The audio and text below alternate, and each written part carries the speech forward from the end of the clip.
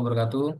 Pada yang terhormat Bapak DRI Febrianto, SEMM sebagai dosen pengampu mata kuliah Manajemen Keuangan 1. Perkenalkan, nama saya Alan Maulana Zahran, akan mempresentasikan hasil dari analisis jurnal saya dengan judul Pengaruh Faktor Industri, Domestik dan Eksternal terhadap nilai perusahaan dengan kinerja keuangan sebagai variabel intervening pada industri pertambangan batu bara yang terdaftar di Bursa Efek Indonesia periode 2017-2021.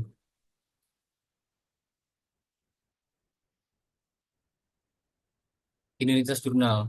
Nama jurnal, Manajemen Pendanaan Keuangan. Volume dan jumlah halaman vol 13. Tahun terbit, tanggal 1 Maret 2024. Penulis, Rianto Kurniawan, BC Widiawati, dan Asep Mahpudin. Permasalahan. Permasalahan dalam jurnal ini mencakup beberapa hal, yaitu faktor industri. Jurnal ini menyelidiki bagaimana faktor industri domestik dan eksternal mempengaruhi nilai perusahaan, khususnya pada sektor pertambangan batu bara. Permasalahan yang muncul adalah bagaimana faktor-faktor ini berinteraksi dan seberapa besar pengaruhnya terhadap nilai perusahaan. Dua, kinerja keuangan sebagai variabel mediasi. Penelitian ini menguji peran kinerja keuangan dalam kurung ROS, ROA, ROI, dan ROI sebagai mediator antara faktor industri dan nilai perusahaan. Permasalahannya adalah apakah kinerja keuangan benar-benar berfungsi sebagai mediator yang signifikan dalam hubungan ini. Selanjutnya adalah tujuan penelitian. Yang pertama, menentukan faktor industri,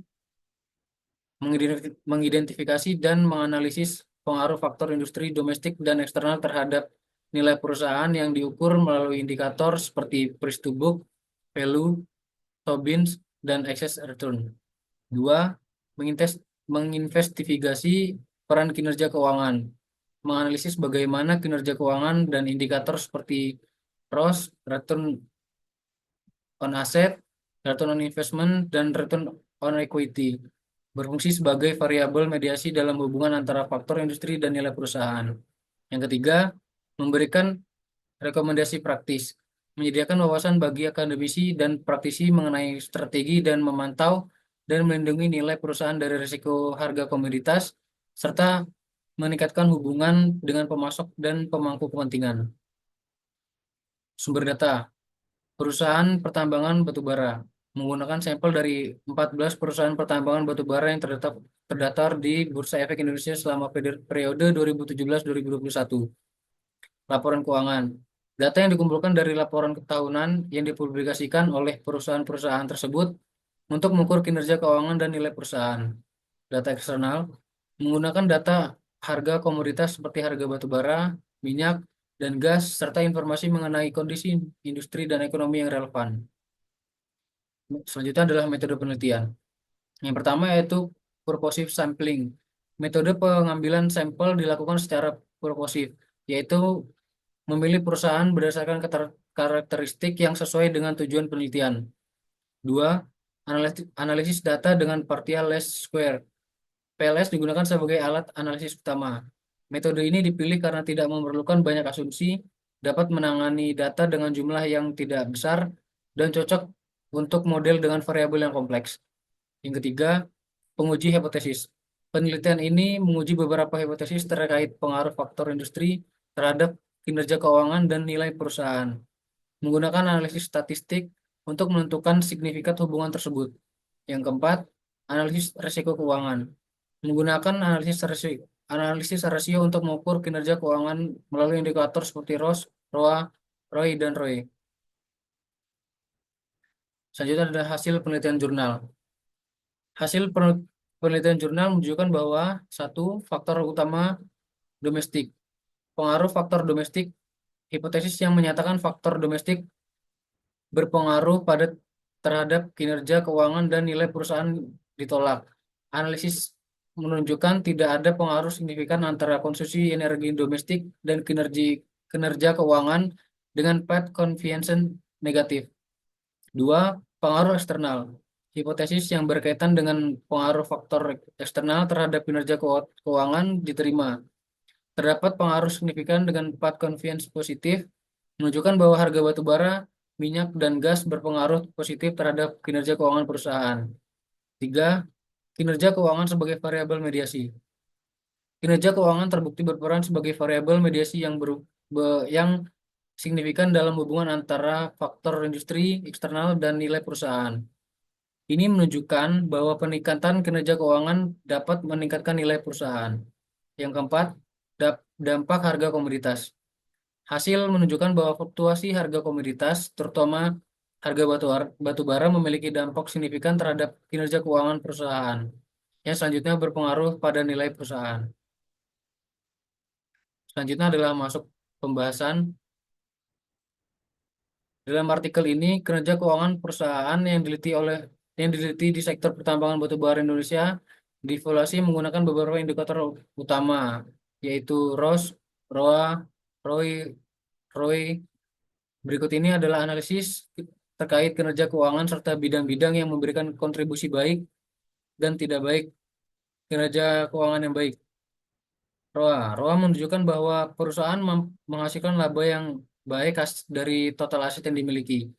Perusahaan yang memiliki nilai ROA tinggi menunjukkan efisiensi dalam penggunaan aset mereka untuk menghasilkan pendapatan.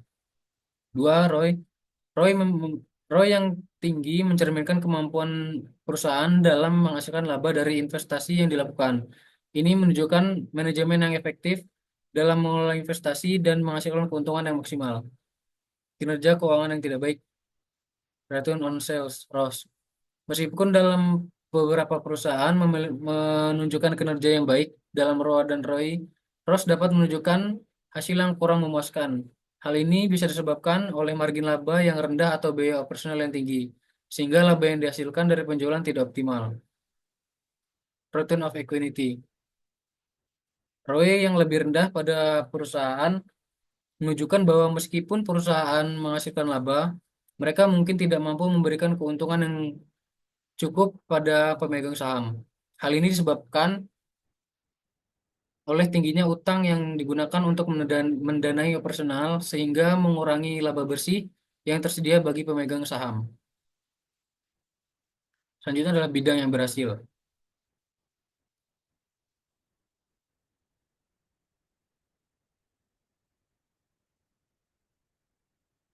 Bidang yang berhasil, efisiensi operasional. Perusahaan yang berhasil menunjukkan pengelolaan biaya yang baik dan efisiensi dalam operasional mereka yang berkontribusi pada peningkatan ROA dan ROI. Strategi pemasaran dan penjualan. Perusahaan yang memiliki strategi pemasaran yang efektif mampu meningkatkan volume penjualan dan pada gilirannya mempengaruhi kinerja keuangan secara positif. Bidang yang tidak baik, biaya tetap yang tinggi. Perusahaan menghadapi tantangan dengan biaya tetap yang tinggi sehingga tidak dapat mempengaruhi ROS. Ketika pendapatan berkurang, biaya tetap ada sehingga menekan margin dapat menekan margin laba. Fluktuasi harga komoditas. Ketergantungan pada harga batu bara yang fluktuatif membuat perusahaan rentan terhadap perubahan pasar yang dapat mempengaruhi semua aspek kinerja keuangan. Selanjutnya ada uraian posisi keuangan, kelemahan, dan kekuatan. Kekuatan posisi keuangan. Satu, likuiditas yang memadai. Perusahaan-perusahaan yang diteliti menunjukkan kemampuan untuk mempengaruhi kewajiban jangka pendek mereka. Likuiditas yang baik memberikan fleksibilitas dalam pengelolaan kas dan kemampuan untuk berinvestasi dalam peluang baru. Dua, rasio profitabilitas yang baik. Indikator seperti ROA dan ROI yang tinggi mencerminkan efisiensi dalam menghasilkan laba dari aset dan investasi. Kinerja ini menunjukkan bahwa perusahaan mampu mengelola sumber daya mereka dengan efektif. Kelemahan posisi keuangan. Satu, ketergantungan pada harga komoditas. Dua, posisi keuangan perusahaan sangat dipengaruhi oleh fluktuasi harga batu bara. Ketergantungan ini membuat perusahaan rentan terhadap perubahan pasar dan dapat mempengaruhi pendapatan dan profitabilitas. Tiga, biaya tetap yang tinggi. Selanjutnya ada uraian apa yang harus diambil untuk memperbaiki kinerja pada masa yang akan datang. Yang pertama, diversifikasi sumber pendapatan. strategi mengembangkan produk baru atau menjajaki pasar baru untuk mengurangi ketergantungan pada harga komoditas batu bara. Ini termasuk eksplorasi dalam energi terbaru atau produk turunan batu bara lainnya. Manfaat mengurangi risiko yang terkait dengan fluktuasi harga komoditas dan meningkatkan stabilitas pendapatan. Dua, pengelolaan biaya yang efisien. Strategi melakukan audit biaya untuk mengidentifikasi area di mana biaya dapat dipangkas, serta meningkatkan efisiensi operasional melalui teknologi dan inovasi. Manfaat mengurangi biaya tetap dan variabel yang dapat meningkatkan margin laba dan profitabilitas secara keseluruhan. Tiga, investasi dalam teknologi dan inovasi. Strateginya adalah mengadopsi teknologi baru dalam proses pertambangan dan pengelolaan untuk meningkatkan efisiensi dan mengurangi dampak lingkungan. Ini juga termasuk investasi dalam sistem informasi untuk menganalisis data yang lebih baik. Empat, penguatan hubungan dengan pemangku kepentingan. Strateginya adalah membangun hubungan yang lebih baik dengan pemasok, pelanggan, dan pemerintah untuk menciptakan kemitraan strategi dan memastikan dukungan yang berkelanjutan.